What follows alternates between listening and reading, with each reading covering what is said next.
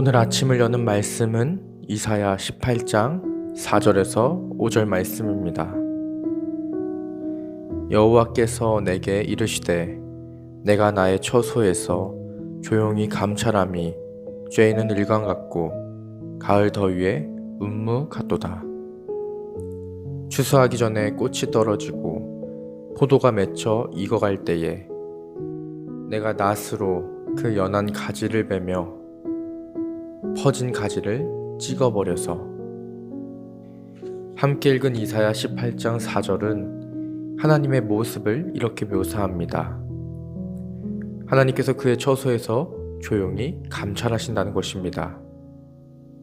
이 장면을 잠시 떠올려 보면 좋겠습니다. 더운 밤 이슬이 조용히 내려앉는 것처럼, 한여름 떼약볕이 말없이 땅 위에 내리쬐는 것처럼 하나님은 요란하게 움직이시는 것이 아니라 고요하고 잠잠하게 자기 백성들을 바라보고 계십니다. 그런데 하나님의 고요한 시선과 달리 백성들이 처한 상황은 결코 고요하지 않았습니다. 당시 남유다는 구스, 아수르, 애굽을 비롯한 여러 나라들 사이에서 복잡하고 불안한 국제 정세를 마주하고 있었습니다. 이러한 분주한 상황 속에서 하나님의 백성들은 하나님을 찾습니다. 그러나 이상하게도 하나님은 남유다의 분주함과는 다르게 아주 고요하게 계십니다. 그들의 입장에서는 마치 하나님께서 아무런 반응도 하지 않으시는 것처럼 보였습니다. 전혀 일하시지 않으시는 것처럼 느껴지는 것입니다. 여기서 우리에게 질문이 하나 생기는데요. 하나님께서 조용히 계신다는 것은 정말 아무 일도 하지 않으신다는 뜻일까요? 우리도 이러한 순간을 경험하곤 합니다. 세상은 빠르게 움직이고 우리도 그 속에서 바쁘게 살아갑니다. 문제가 생기면 빨리 해결해야 하고 위기가 찾아오면 즉시 대응해야 할 것만 같습니다. 그런데 그 문제를 들고 하나님 앞에 나아갔을 때 하나님의 반응이 느껴지지 않을 때가 있습니다.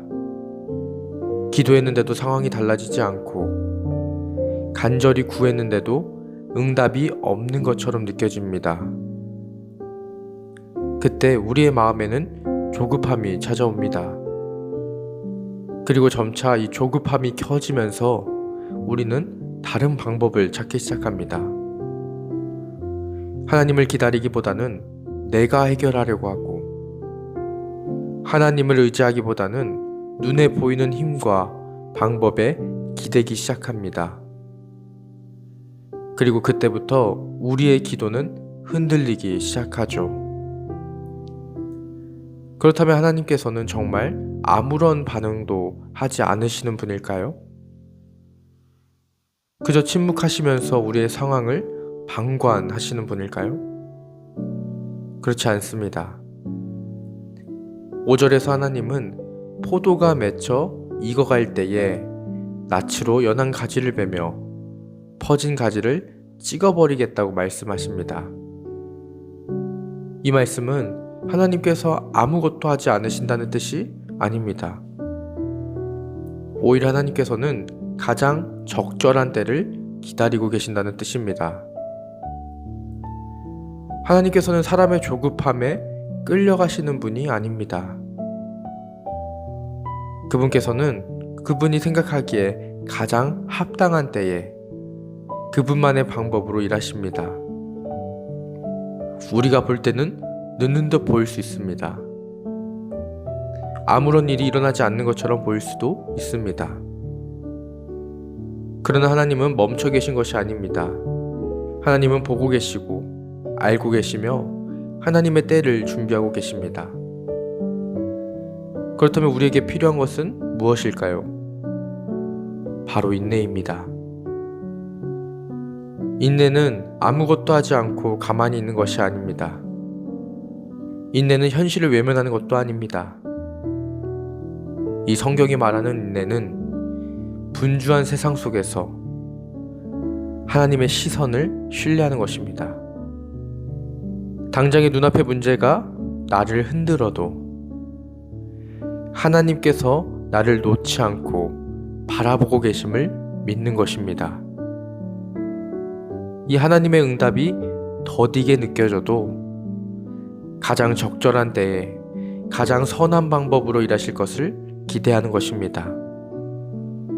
이 하나님께서는 조용히 계신다고 해서 우리를 잊으신 것이 아닙니다. 하나님께서 즉시 움직이지 않으신다고 해서 우리를 외면하시는 것이 아닙니다.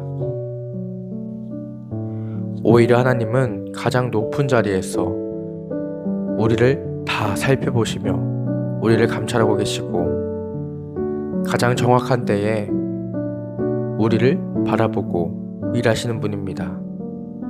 그러므로 우리가 붙들어야 할 것은 조급함이 아니라 믿음입니다. 우리가 선택해야 할 것은 불안이 아니라 인내입니다. 오늘도 우리를 향한 이 하나님의 시선은 멈추지 않습니다. 때가 이르면 하나님은 반드시 일하실 것입니다. 가장 적절한 때에 가장 선한 방법으로 가장 완전한 뜻을 이루실 분이 우리 하나님인 줄 믿습니다.